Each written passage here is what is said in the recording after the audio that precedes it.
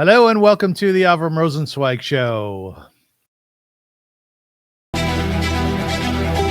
Welcome to one of the internet's best podcasts, where we dive deep into the lives of the extraordinary and fascinating people who leave an indelible mark on our world. Join us as we explore their captivating stories, remarkable achievements, and unique perspectives that shape history and inspire generations. Get ready to embark on a journey through the lives of inspiring people unlike any other.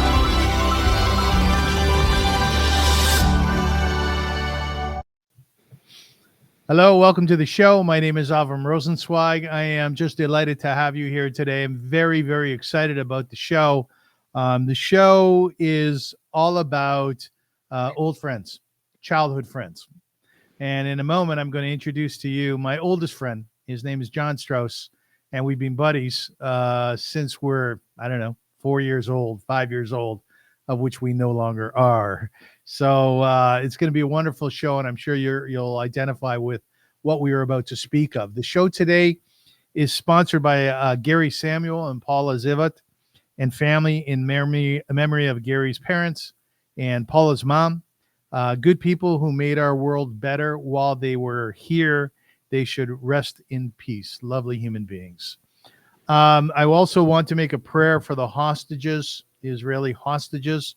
May the one who blessed our ancestors, Abraham, Isaac, and Jacob, Sarah, Rebecca, Rachel, and Leah, bless, preserve, and protect the captives and missing soldiers of the citizens of Israel and the Israel Defense Forces. May God rescue them from captivity and speedily restore them into peace in the merit of the prayers of this holy congregation who pray for them.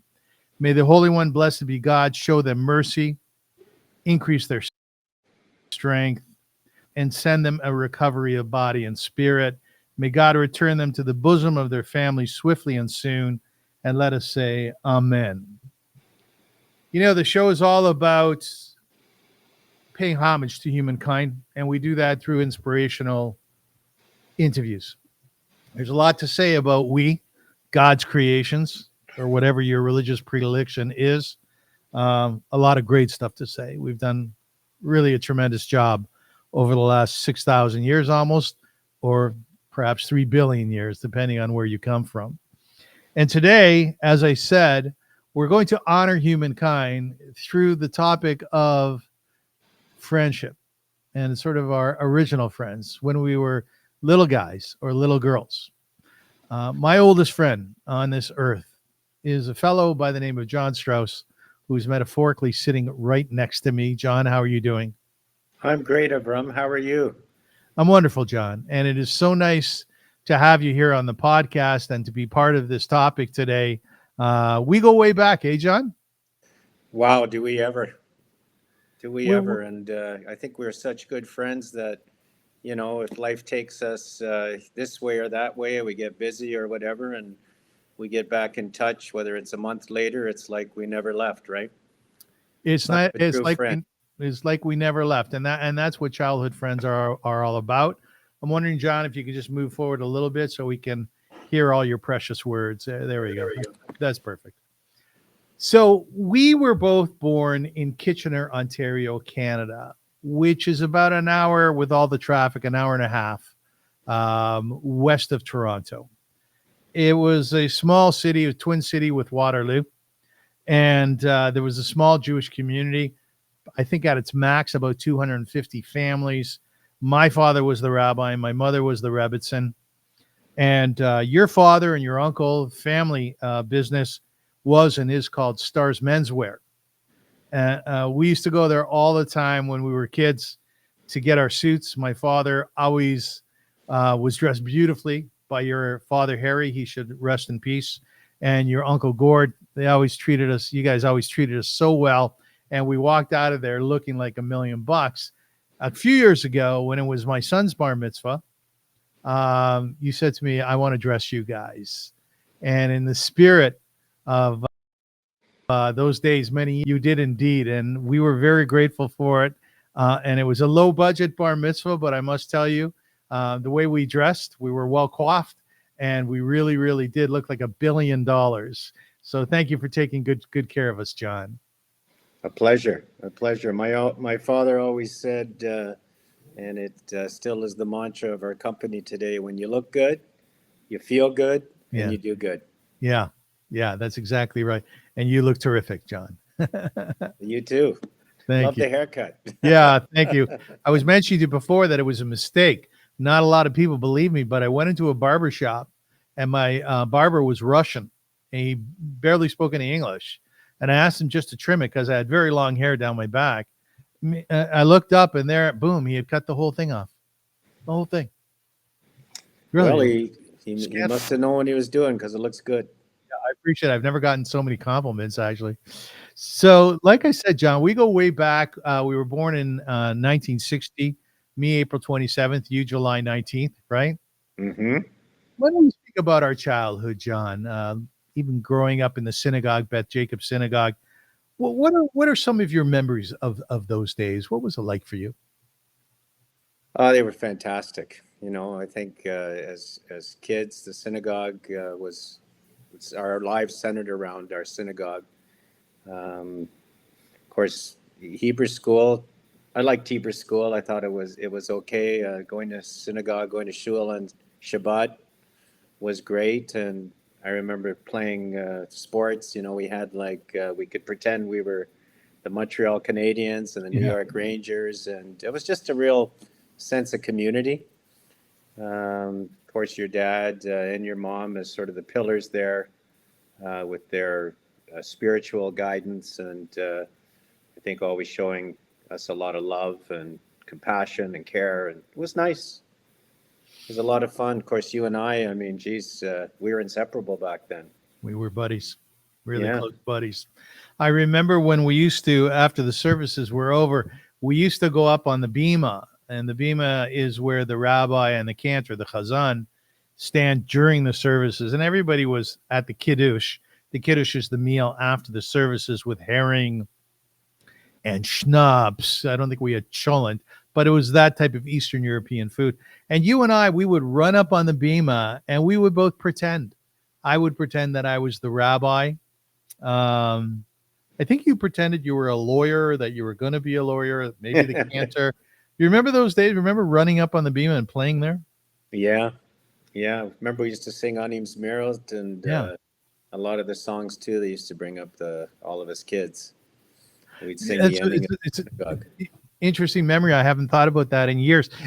We went to Cheder. That was afternoon school. What did we go? 3 days a week? Yeah. So maybe it's Two Monday, Wednesday, and Sunday. exactly. Or Yeah, Tuesday, Thursday, and Sunday. yeah. And there we learned Hebrew. We learned how to read and to write. Funny thing, we never really learned how to translate it so much, right?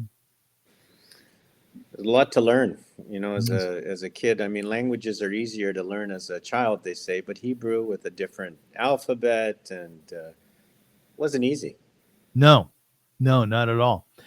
And we would go up on the bima, like I said, and we would sing. And because we were in Cheder, was pre bar mitzvah, every week, actually during the service, another child from our group would be called upon to sing the final songs of the service. So what would have been the songs that we sang, John? Do you remember? What was that? The The songs in. songs like we sang Ein Kelohenu. Oh yeah, like I really remember Aleinu, Ein Kelohenu, and I really remember Anim's Mirot. Yeah. Anim's Mirot Shiri B'Shirimev, Merog. Lecha Nafshi Taharog. And then Exactly. they'd And repeat it, and we would finish with Adon Olam, right? yeah. Do you remember which Adon Olam we sang? Oh, we used to sing quite a few of them, like Adon Olam, Asher Malach, B'Terem Kol Yitzir Nivra, Liet Nasa, B'Ches Kol, Azai Melech Shemo Nikro Adon Olam. Yeah, that was great, wasn't it? Oh yeah. Well, I mean, I'll tell you an interest. I was just going to say it's still. I use a lot of those tunes today when I'm davening at synagogues. It's a So great, we'll, uh, we'll it's a touch. great, sort of a great foundation. It was a foundation for us Yeah, yeah. in many ways. I remember, John, as a kid, you had a beautiful voice. Beautiful voice. It was so sweet. And Yeah, now, today, you're a cantor, right? yeah, an unofficial cantor. That's right. Yeah. Yeah. What is an unofficial cantor? Well, not graduated from the cantor school as yet, but I'm Oh, doing a lot of cantering. oh yeah, yeah. Well, we will touch on that a little bit later, but I just remember what a beautiful, beautiful voice you have, and what's interesting Well, is thank you. that, yeah, no, for sure. As you grew, you started singing reggae music under the banner of Uncle John, Hmm. and now you're putting a lot of your efforts into cantorial music at some local synagogues. But it all started at Beth Jacob Synagogue in Kitchener, Absolutely. Ontario, right? Right? Yes. Yes. Yep. That's the foundation. I mean, you can't build in our case, I don't think you can build a life without the proper foundation. And I think we were blessed and fortunate to grow up in the synagogue that we did, in the community that we did. Um, I think it's done us a lot of good. Yeah, I think so too. And I felt very fortunate to hang out with you not only at Shul Synagogue, but also in your home. I think it was 55 Huntley Crescent. Is that correct? 15, Damn, pretty 15. close. But you remember your phone number, don't you? I do. Let me hear. Let me hear. 519-576-0667. Awesome. Do you remember my number? Was it 742-7983? Maybe something like that. Yeah, I'm not. I don't have a Or is great. that my grandmother's? I can't It might be remember. your grandmother. Every time I picked up, hello, it's Booby. Yeah. But what I love, John, when we were kids, and I'm sure a lot of my viewers can identify with this, is that after Cheder or after synagogue, we would go to your home very often, or you would come to our home. But Yes. I remember your home, your mother, Shirley, God bless her. She's a beautiful woman. She's with us. And you know what, John? She would make us tuna. And I've been telling people this for years because you know what your mom put in her tuna? Was it relish? Yeah, Apple? relish, relish, Hmm. relish. Yeah, yeah. And I absolutely loved it. You had a dog. What was your dog's name? Bagel? Yeah, we had two dogs, Bagel and then Licorice. Licorice. Yeah. Now, I'm not sure if Licorice was around when we were public school, maybe at the tail end, but she was around when I was in high school, which I don't think you were around much then. No, I had moved to Toronto by then. Yeah, which was a tough time for me because we were such close friends. And then I was thinking about this the other day, actually, when, we talk about some of our childhood, but that was traumatic for me because you were like my best friend and then poof, you were gone. It's tough. Yeah, it was hard for me too. Very hard. Yeah, I had to make a whole new set of friends, and I mean the truth of the matter is we're really lucky that we were able to maintain a friendship. But I think there was a bit of a hiatus over the years, right? Yeah, I think that's not unusual. People kind of, you grow up, you go here, you go there, you're doing this, you're doing that, you were pursuing your life. But I think we've been sort of in touch probably through every decade. I don't think we've really strayed too far. Yeah, yeah. Thank You God know, for that. it's Thank God. nice. Yeah, Yeah. no, thank God for that. I want to go back a little bit to the shul itself. Um, some of the characters in the shul, John, are very very memorable. Like Mrs. Brown. Tell us about Mrs. Brown. Well, I remember the famous line, and I still use it often. Are you a lawyer or are you a liar? If you've ever had a lawyer, no disrespect to any lawyers out there, but she was a classic. Who was she, John? What did she do in the shul? She was the shumish. Yeah, what is You know, that? What she, do they do? she kept it clean. I think she looked after it. Probably opened up before people came in. She was a wonderful, very bright, very brilliant lady. She was, but she came from that stock whereby that they kind of dressed down. Hmm. Uh, they always seemed old, no matter how young they were. and she would chase us around the shul with her broom. Do you remember that? She had her favorites, that's for sure. Did she ever? Who were her favorites? I think I was one of them. I Were think she you? liked me. Yeah. There was a few that she didn't like. I won't mention names, No, but don't mention names. No. Yeah, yeah. And we were part of a group because we, as I said, we went to Talmud Torah. We started out in grade 1, maybe it was, and we went all the way up to grade 6. Always a year behind public school, right? And right. and we had guys in our class like Mike Milo, Joey Lublin. Who else was in our class, John? Fern Oh, Krausman, Robbie Rafel, Robbie Rafel. Gail Summer, Yeah. um, Henny Bergstein. It was great. Do you ever see them at all? I see Gail sometimes, Yeah. a little bit. She's doing terrific. Wonderful. And my brother actually, when he was in Israel last year, he was out with Mike and Golda Milo. Yeah, Both of them born on April 7th, by the way. yeah. You know how I know that? How? Well, these little tidbits that you keep with you throughout your life. Okay, so you remember every single week my father used to put out a newsletter. Hmm. Do you remember what was on the back page? Birthdays? Yes, birthdays. And it would say Golda Milo, April 7th, Mike Milo, April 7th. And those were sent by mail, not by email. Right, exactly. It's every single week. Your birthday, as I said, is July 19th. I think Joey Lubin's was July 9th, 17th. I think 17th. Yeah, correct. Does that There's ring a- a bell? Yeah, I think it's 17th. Right, right. So the newsletter would come out every single week and everybody would flip through it. First, you'd go through the Yort sites, right? Wow. Imagine the work that, every week putting that A lot. together. A lot. My dad worked really, really hard, Yeah, because he was a very, very busy man. And He, to he add wo- that, that's a lot. but Just the to do that. interesting thing about my dad, John, is that everybody who went through the shul system. Um, from my dad got there with my mom in 1954. He passed away in 89. So all those years, I've spoken to many people from the different generations, and they all felt really strongly that they had a close relationship with my mom and my dad. Did you feel that way? 100%. Very close. I would say I loved your parents. Yeah. Yeah. They were very, very close and dear to our family.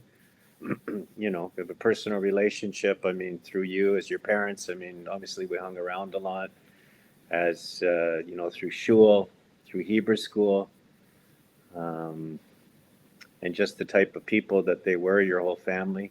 I mean, I felt very close with all of your family. How was it for you to come over to our house on Shabbos?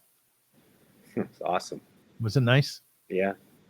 Remember we used to sit and have lunch. Yeah. Yeah, it was great. Do you have any particular memories of those days coming over, hanging out with my family Well, like I remember a lot about sitting at the lunch table. on Shabbat, on Sisters, Shabbos? yeah. There was usually you had guests staying the weekend. I think people that were looking for a place for Shabbat, your dad and mom would always, welcome them in your homes, in your home. Yeah, it was nice. I imagine you slept over at my house as well, because I know I slept at your house. Yep. And when I slept over your house, your brother Bradley used to come and make fun of us. Remember? Remember that? We used to watch the wrestling. Yes. The wrestling was a big part of our childhood. I think we even went to the Kitchener Auditorium and saw the wrestling matches. My dad used to take us. Yeah. Sweet Daddy Siki. And Uncle Max used to go too. Remember Uncle Max? Yeah, good old Uncle Max. Yeah. My Can you grandma- talk like Uncle Max? Do you remember how he talked? Uncle Hey Johnny, you want to get wet? With the hose? Yeah. The garden hose? No, Uncle Uh, Max, I don't. Yeah, you had some characters in your family as we did. But I do want to mention, by the way, I said before that Bradley used to make fun of us. We were a couple years younger than him. How old's Brad today? How old's he now? Oh, I'm 60, must be 66. So he's 2 years older than you are, right? 3. He's 3 years older. Bradley, I've interviewed Bradley on the show. Brad is a doctor. He's a heart doctor. He happens to be my heart doctor. And he just recently moved to Israel. I think nine months or so out of the year. He'll be back here for 3 months, I believe. And he's a fine fellow, but he did poke fun of us, man. Right? He did poke fun of us, right? Yeah, he was a good brother though. Like when I was a kid, he looked after me good. Did he? Like how so? He was a good big brother. He used to include me in everything, and I mean, when you're younger, you used to play hockey and baseball and all those sports. Remember back then, we didn't play on computers. No. We went outside and played. Yeah. We were outside and played all the time. Road hockey, baseball. Yes. And Brad was always there, let me hang around with his friends. Yeah, he was a good brother. Did you have a banana bike, John? I think I did. Yeah. Do you remember the color? Is it yellow? You had a Silver yellow banana bike? Yeah. I can't quite remember, but I had a green sparkly one. yeah. I used to love it. You know, John, I used to drive from my house. I think when we had already moved to Water Street in the apartments where we lived, my dad lost like a ton of money and he had to sell our house on Sterling, which I think had previously been owned by Smiles and Chuckles. And we moved into 2 apartments on Water Street. You know what? The one was like basically where we lived. You know what the second one was for? No. His books. Yeah. Remember that? You know what? I certainly remember Sterling, but I can't really. No, what was your house? What street was your house on? Well, our street was on Sterling, and then we moved to Water Street. Trying to remember the apartments. I'm having a bit of a. There's a pool there. We used to go swimming. What grade were you in when you moved to the apartment? Yeah, probably 11. I was 11 years old, maybe. By the time I left to Toronto, I was 12. But I used to jump on my banana bike, John, and I used to ride over to your house, which was across the street from a golf course, right? Long ride. Yeah, but it was so much fun. Yeah. I look back today, but you were across the street from a golf course, right? Yes. And they didn't allow Jews. Am I correct? Correct. Bastards. Listen, I mean, what's going on now with anti-Semitism and all these horrible things? I mean, we experienced a lot of it when we were children. Yeah. I mean, not much has changed. I mean, those things are deep rooted, and that's our problem right now. It is our problem, but I will tell you something positive. In Kitchener, the Beth Jacob synagogue just had a march for Israel a couple weeks ago, and it was really pioneered or pushed or led by Jeff Budd. You know, the Budd family. They had their own stores where we used to go as well. Yes. And 500 people showed up, John. Wow. 500 Jews showed up and non-Jews. And Jeff told me that as they were walking from Beth Jacob Synagogue on Sterling Avenue to the park on Cortlandt Avenue, Victoria Park, that people would come out of their houses and they would applaud the Jews walking and the Israeli flags. Isn't that great? Well, that's great to hear. Great. Yeah, it's fantastic. Jeff just did an interview on the Canadian Jewish News, so you could probably find that online. You know, we're talking about family. We mentioned Brad. We mentioned your mom and dad. Your mom was also a wonderful singer. Was she operatic, I believe? She was operatic. She had a beautiful soprano voice. She used to do a lot of the plays. Remember, there used to be some sort of organization in Kitchener that put on very serious plays like King and I and Flower Drum Song and those kind of like extravaganza kind of Broadway musicals. And my mom was always the lead in those. Wow. Yeah. She taught the bat mitzvah. Remember that? Yes, I do. Taught the bat mitzvah. I do remember that. Man, you must have been so proud of her. Amazing. She even sang "O Canada" for Pierre Trudeau when he came to Kitchener. Oh, really? Yeah, there was an official government function, and she was chosen to sing "O Canada" for him. When you sing today, as you do cantorial music, do you think of your mom? Do you kind of emulate her in any way? Yeah, as a matter of fact, you know, these days you can do a lot of streaming. synagogues are doing a lot of streaming, so she always watches. She always logs on and watches me and always calls me after and just says how beautiful I sang and She says that. how much nachas she was having, and it's nice, Oh, you must feel so great when she tells you that. amazing. She's a big fan. Oh, that's wonderful, John. My Yeah. mom was like that too. My mother was so effusive in terms of her praise of me. I remember we went to, God bless her soul, we went to an honorary dinner for my dear friend Ellie Rubenstein, and I was the MC.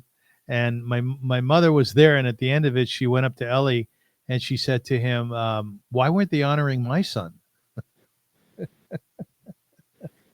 That was my mom. That was my mom. It was Ellie's evening, but she felt it should have been mine. Now, we'd Mother be is a mother is a uh, mother, eh, Avrum? mother's a mother's a mother, John. Yeah. We'd be remiss if we didn't speak about your other siblings. Marcy's your older sister. Yep. Yes. And you had a sister, Robin, who passed away, excuse me. And two terrific women. Two terrific women. Well, what were they like when you were a kid as sisters? Well, they helped out. They chipped in. It was a family of, four kids, and my mom and my dad worked a lot, so they helped. They were like, second and third mothers for me. They helped out a lot because my mom, maybe she had some health problems when she was young, or was just busy with a lot of kids. They were very supportive. Yeah, and Marcy is extremely supportive still. Unfortunately, my dear Robin is gone. I worked with her. It's a big loss. What was she like, Robin? But she was very, very special. She had a sweetness to her. When it came to business, she had a real sweet, caring side, but she was tough too. It was a brilliant blend of a mixture of this sweetness but toughness. Mhm. She was a very good businesswoman, Now, business person.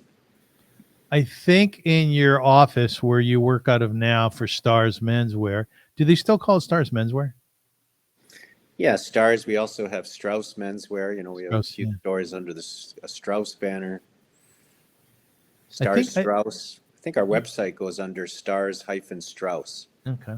Okay.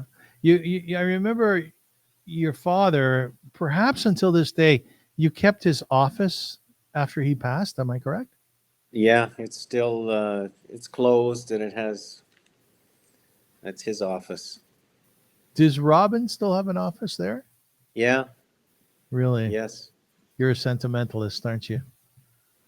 yeah. Well, Did listen, those were dream days, being able to work together with my dad and my sister. you ever go into those offices? Uh, I- Not too much. It's painful, Yeah. Yeah. especially my dad's because that's still a little raw. Robin's, that's it's the door's been open and it's kind of situated more center in the Mhm. office. So, Mhm. and maybe someday soon, if we'll have someone in that office because we're running out of offices. You're running out of space. Yeah.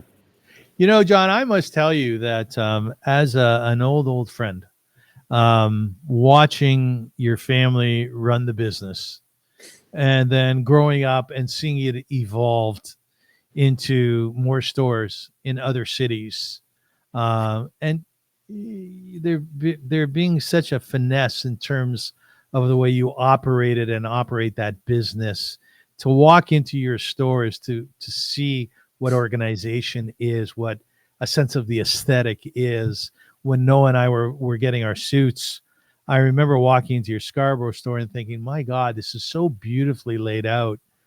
And then my next thought always is, and my little buddy, Jon Strauss, and in my head, I'm still 5 in some ways, Hmm. is now in charge. He's now heading up that operation.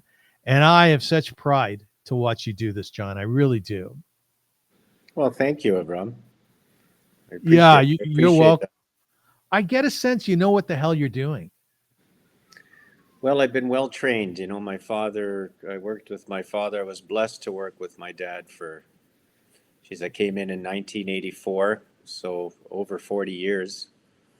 And we were blessed to have my dad working in the business up till, just around COVID. Yeah. It's a long time, and he taught me a lot. And I still use all those principles and lessons that he taught me. Of course, you start developing your own style, and of course, we've got a wonderful team of great people that work with us, both in the office and in the stores. So we're very fortunate and blessed. Well, what was his teaching style like when it came to you, John? My one thing I'll always say about my dad and remember is that he always got the job done. No task was too big for him. Remember, I used to think, wow, that's going to be hard to do, or maybe I had to call a manufacturer, for example, if we got 300 or 400 suits that came in late, and he just get on the phone and get the job done, or with Yeah. an issue with a landlord. It was always just get the job done, and quite effortlessly. And that was probably the biggest message I learned from him was just get the job done. He was very devoted to stars, to the family business. He would live and breathe it. I mean, I remember when I came in for some ties because he was the tie purchaser, and he took such time and made such an effort to put the right tie on me to match me, with the shirt that I would be buying. And there was, again, such a finesse to how he did it. Is that more old time, John, or is it sort of timeless in terms of how he did his business? I think it's timeless. It was very innovative because one of the things that he would do and that we would do and still do is when we buy the suits, we have the suits watches, the shirts watches, and we always match the ties. So when you go into the store, it's not by accident that everything blends in together, the suits, the shirts, and the ties, because they're bought together. And some of these big chains, bigger stores, they may have different buyers that might buy the suits or buy the shirts or buy the ties, but we're the same people buying them all. So you're going to have a coordinated story. Yeah.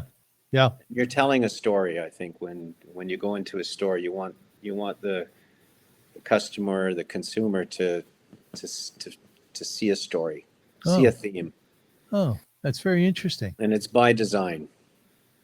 Maybe a color story, or some plaids and solids, maybe different fits. And then we have great people that can merchandise, and put the things together in the store. It's one thing to have the ingredients, and then you have to have someone to be able to Yeah. put it together, sculpt it. It's almost like a painting, Interesting. which, by the way, you do extrememly well. Yeah. Thanks, John. Does Thank your you. audience know what a great artist you are? Well, they do now, damn it. Very I've impressive. I've pitched my art. Yeah, thank you. I just did a series a little while ago on October 7th, the attack on Israel, and I just got word today that I sold one of them, so I was really happy about that. But John, I want to get back to you because I could go on and on about myself. You know that. Do you have a good eye when someone walks into your store, and let's say you happen to be on the floor that day, because I know you visit all the stores. Do you have a good eye for bringing the suit or the jacket and pants together with the shirt and tie and the puff? I know your family's big on puffs, right? Yeah, I think I would say I have a good eye for that. When I'm buying, I have a pretty good eye for picking the things to match each other, whether it's the shirts and the suits, and you get a feel for what sells better. Of course, your analytics will tell you, and you go through a season, whether solids are selling better than patterns. So you have to use a lot of your gut feel and also your analytics that you acquire. But I'd say one of my that's a strength, but I'm not very good at merchandising inside the store. That's not one of my strengths. There's some people have that flair for actually putting the suits in and putting the shirts in and merchandising a table so that the colors and everything is folded so beautifully. That's a different skill set that make sure we have the right people to do that. And you do. I've met a few of them. They're Yeah. marvelous. Like some Well, people yeah, stayed with really you for talented. how long have some people stayed with you for years, right? Yeah, 25, 30. Yeah. Not uncommon in our company, which I feel proud of that. We're proud of that. That's amazing. Just amazing what you do. Like I said, I'm really proud of you. And to me, it's almost like the circles come whole, to remember our childhood, to be talking about it, and to go over to Stars Menswear on King Street together with you and just hang out there a little bit and go to the other Jewish stores on that street, and then to bring it forward to today. Like I said, I have so much pride in you, John, and I think you've done just an outstanding job. Well done to you. Thank you. Toda rabah. Bavakasha, my friend. Bavakasha. There's an interesting thing about my dear friend Jon Strauss, is that he not only has one face, he has a few faces. Now let's talk about another face of Jon Strauss. When I say another face, I mean character, personality. John's a Jew. He's a real Jew. He's a cantor in a synagogue. He embraces his Judaism. I think that's safe to say, John. You love being a Jew, right? Absolutely. Yeah. Wouldn't choose any other religion, except maybe Zoroastrianism or something.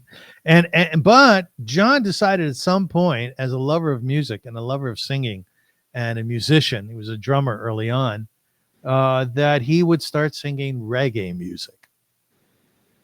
Now, that was crazy to me, right? I thought that was the best story ever. You have this Jewish guy from Kitchener, Ontario, raised in a Jewish home, singing Jewish songs, Don Olam, Asher Malach, and then eventually, slowly but surely, evolves into reggae music. John, how did that happen, that evolution?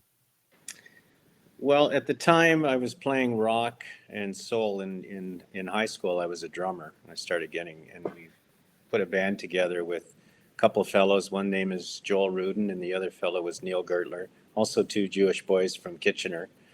And we were going to high school together. One was a guitar player, one was a bass guitar, and we formed a band in school. What was it called? I'm trying to think of what it was called in school. I can't remember, but we ended up, when school was over, we moved to Toronto, and we became the Customers. We were actually quite serious band, to the point where I quit university the first year. I ended up going back, but we got very serious into it. You probably remember that, because I think you came to a couple of our shows way back then. It changed, branched out to another band called The Excursion, and I was pretty much strictly the drummer. But then, Neil was particularly into reggae. He was actually the one that sort of influenced Joel and I, and we all lived together in a house like when we were 19, rehearsing, and by osmosis, he was playing reggae all the time, and I really enjoyed it. And before we knew it, we became a reggae band. Wow. And then when that band broke out, and I started doing my own thing as Uncle Johnny, where I did my own thing. Well, how did you come up with Uncle Johnny? I always meant to ask you that. Well, at the time, I was probably mid-20s, and I was blessed, I think, at that time with 9 or 10 nieces and nephews. And they all called me Uncle Johnny. So when I thought of a name, I just thought of all these cute little kids, my nieces and nephews always saying, Uncle Johnny, Uncle Johnny. And I thought, that's going to be my name, Uncle Johnny. Now you're a dad, and tell me if you agree with this or not, but I think the most beautiful sound to hear for me is my son saying, Dad, just that alone. Dad. Oh, yeah. Right. You know that. How old's your little guy now? 7. 7 years old, and he's yummy. He's a yummy kid, man. Thank you. He's like you, He really is. And like Shauna, your beautiful wife. But the thing I love about your son, John, is that he'll ask you questions, right? Oh, yeah. Like, people will come over and they'll say, oh, so what do you like doing? He's a little guy, right? Yeah, he's a great kid. I'm very blessed. Beautiful boy. Beautiful boy. Yeah. So let's dive a little bit further into your reggae music and career. So you started playing gigs. I came to a couple of your gigs, and what was very interesting is that you would play to the Jamaican community here in Toronto. You would record in Jamaica, I think at Bob Marley's studio. Was that correct? Yeah, Tough Gong Studios, the Marleys own that. I've done many recordings there, others as well, but for sure. And your gigs here in Toronto would start at like 12 o'clock at night. Why was that? I'm not sure. For some reason, a lot of the Jamaican events they don't get started till late at night, Yeah. which is I don't love that, um, but that's just the way they are. I guess they start late. And I'll tell you, man, you filled up that stage, John. You filled it up. Your spirit came oozing out of you, and you really had the whole crowd in the palm of your hand. And I'm thinking to myself, John, I'm wondering if this ever crossed your mind. Like, here's this Jewish guy, white Jewish guy, on stage, and the entire audience is listening to you and singing to you and loving you, just adoring you. Were you well accepted in that community? For the most part, I have been. Yeah, Yeah. yeah. It's not really such an accident because I always have a theory when it comes to Jewish Jews and reggae because many of the early reggae singers, if you ever Google some of them, like Burning Spear, it's just he's still around, thank God. He's probably in his 80s. He's still touring, just a wonderful artist. Back in the 80s, I used to listen to him and I used to think he sounds like a cantor. Hmm. So many, even some of the more modern day reggae singers like a Chronix, um, a more modern day singer, they just have a cantorial chanting style to them. So I find it not surprising that, someone who's into cantorial music could be into reggae music. I think Can, there's can, a synergy there. can you give us an example? Can you sing a song or a part of a song like that? In a prayer or Taking a reggae song and one that you kind of can hear some cantorial music within it. Um, Burning Spear would have something like, "Do you remember the days of slavery? Do you remember the days of slavery? Baruch atah Adonai Eloheinu melech haolam asher kiddushanu b'mitzvotav v'tzivanu." Do you remember the days of slavery? Oh yeah, oh yeah. Something Was that like that. was that really in there? The blessing, the Jewish blessing? No, I was Oh, just trying to give you you threw it in. Okay, okay. but I think there's, is it Alpha Blonde? There's a French reggae artist who actually has a song, Jerusalem. If you Google it, is it Lucky Dubé or Alpha Blonde? One of the two, if you Google it, does do a prayer with Baruch Atah Adonai. It's called Jerusalem. John, how many CDs have you put out? 5. Well, that's a nice body of work. One of the songs that stands out to me is just a stunningly moving piece that you wrote about your sister Robin after she passed away. What was that song called? My sister. Can you sing a little bit of that, John? Yeah, let me sing. It's been a long time, Avrum. I got to see if I can remember. Okay. We won't uh, hold you to perfection. Uh,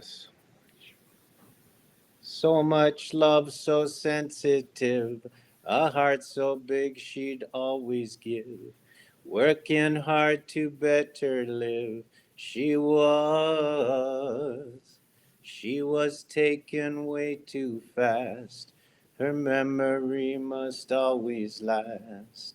Forever she'll always pass. She was. Why did this have to happen? And she's never coming back. She was. She was my sister. Oh yeah, she was. Hmm. She was my sister. How was it for you to sing it today? It's not easy. Yeah. Although it feels good. Does it? Somehow that felt good to sing that for her. Oh, good. Good. But it's hard, after 22 years, Yeah. it's still not easy.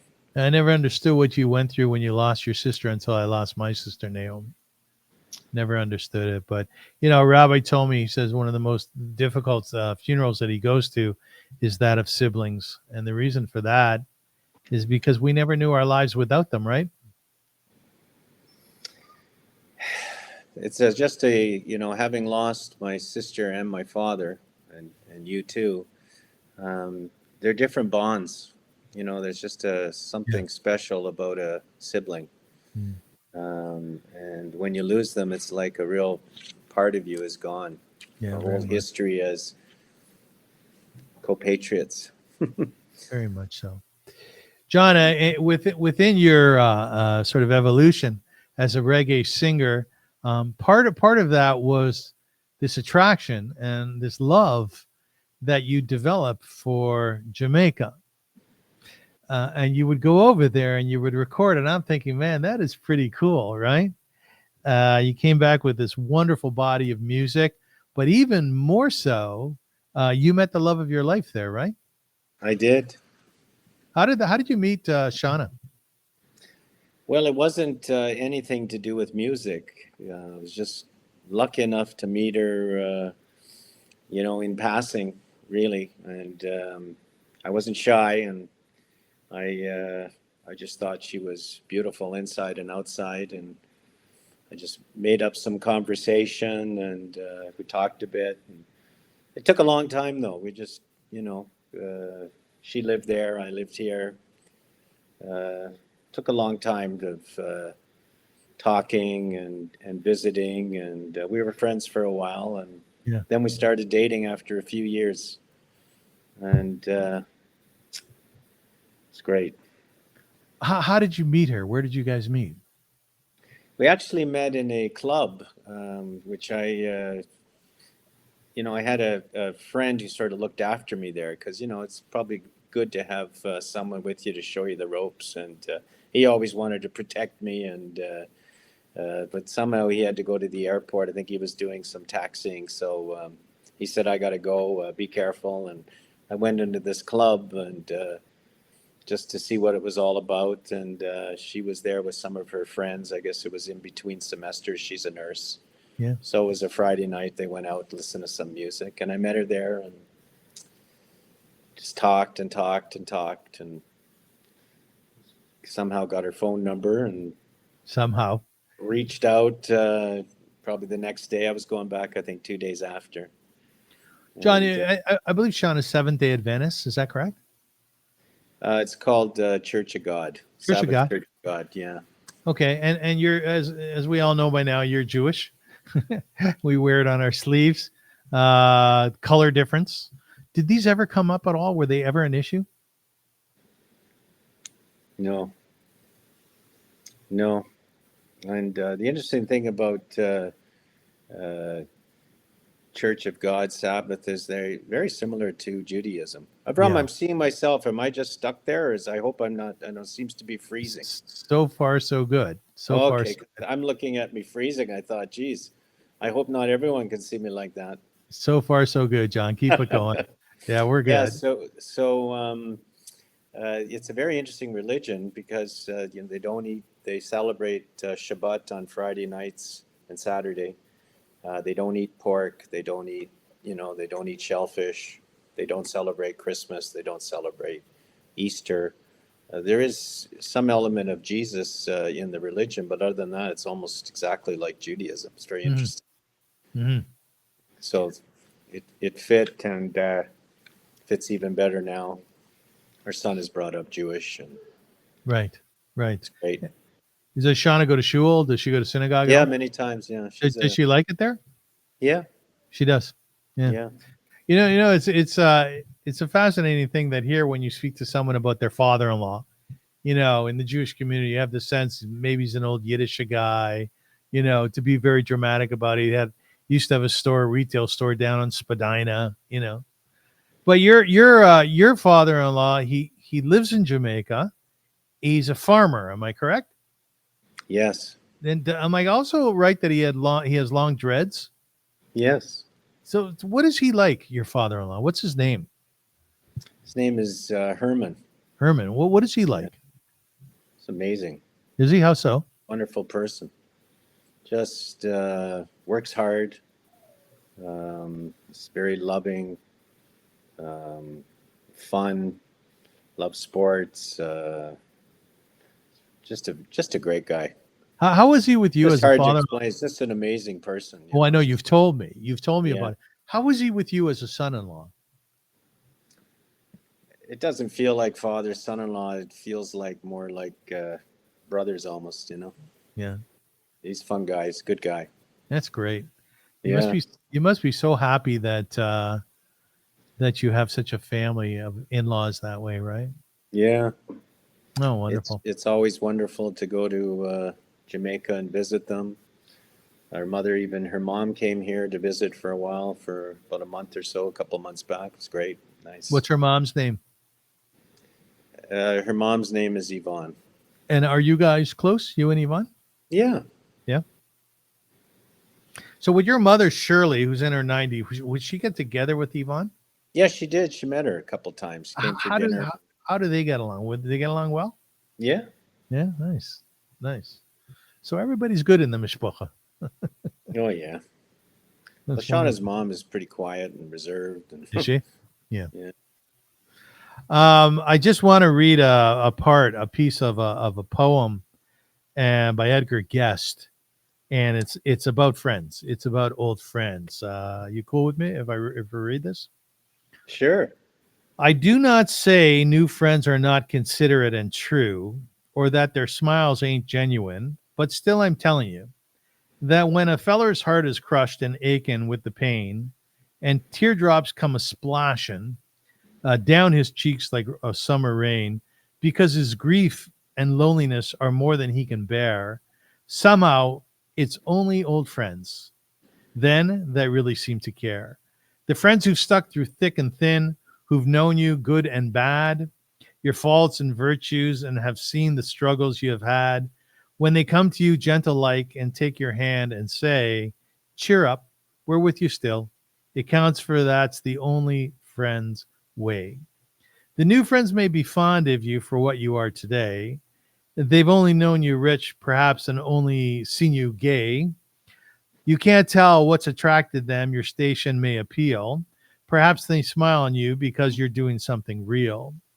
But old friends who have seen you fall and also seen you win, who've loved you either up or down, stuck to you thick or thin, who knew you as a budding youth and watched you start to climb through weal and woe, still friends of yours and constant all the time. When trouble comes and things go wrong, I don't care what you say. They are the friends you'll turn to, for you want the old friend's way. Isn't that nice? Beautiful. It's true, though, isn't it, John? Yeah, I mean, as I sit here and just talk with you today, it's not like talking with, you do an interview with someone who says, I want to do an interview with you. It's kind of like, you're my buddy, Yeah. you know, free and easy, man. Yeah. But, but Free and easy. We've seen each nice. other. We've seen each other go through the shit. And we've seen each other go through the great times, right, John? That's life, man. Yeah. The ups and downs. And a true friend is, someone who's there through thick and thin. How old are you inside, John, in your heart? How old are you? 30s. Oh, you're that old, are you? Yeah. I'm like 16 or 17. Yeah. Oh, yeah. I think I've matured a bit, but Not me. I'm still a kid. yeah. Well, John, I want to wrap things up by just saying that my life would not be what it is without you, and the fact that you and I can go back 60 years, 6 decades, and Canadian horn. talk about our time then. John, do you remember when we were kids, and you would hear our grandparents speak, and they go, I've known that bastard for 60 years. And you're thinking, 60 years? What the heck is that, right? Well, back then, now 60 is Yeah. yesterday's 40. Yeah, A lot has changed very true. to people like my brother, That's very true. Yeah. and we're just living more healthier, and We know a lot more. Yeah. But I think it's also in your mind. Whether Yeah. you're 16 or 20 or 30, You're as young as you feel. That's what they say, right? absolutely. Yeah, except when you're on the soft. Having a 7-year-old doesn't hurt either. Not at all. And having an 18-year-old doesn't hurt either. John, any final words about friendships? Well, friendship is, you just can't live without it.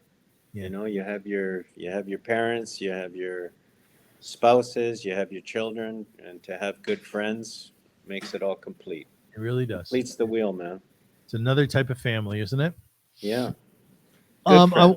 Yeah, good friends, exactly. Real friends. That's right. I want to thank my childhood buddy, Jon Strauss. We used to call him Johnny in his younger years. We should mention, John, I think, again, we'd be remiss without mentioning that you and I have a private language, right? Jama. Yeah, there's only one word to it. I think there's Juma too. Did we have Juma as well? That could be, yeah. And we would run around Jama, pretending we knew what each other was talking about. But here we are at 64, and we still have our language. So, John, thank you very much for doing this. I enjoyed it a lot. Thank you. Me too. Is it an hour already? Yeah, we're up at around an hour. Yeah, and I want to wish you well done, Yeshakoyach, like they say in Jewish, for your life to date and what you've accomplished. You've done beautifully well, and I am just so incredibly impressed, and just have so much pride in who you are. So well done, John. Well, thank you, Avrum. You said I can't interview you, but right back at you. Thank you. You're an amazing soul, man. Thank you. I appreciate it a lot. Ladies and gentlemen, the idea behind the show, the Avrum Rosensweig Show, is to emulate people who are accomplished, people who have worked on themselves, developed themselves, who have grown. And I would suggest you really strongly that you listen closely to this interview. It is recorded, and take out of it what you can. If you're looking for a way to find your zone in life, to find the thing in life that just makes you tick, your own reggae music, if you will, metaphorically or otherwise, then take that out of Jon Strauss. And it is life is so much greater when you figured out who you are, what you are, and what your task is, what your mission is in life. So I wish you well. I look forward to being with you once again in the not so far off future. And until then, be healthy. And as we say, sei gesund. Go and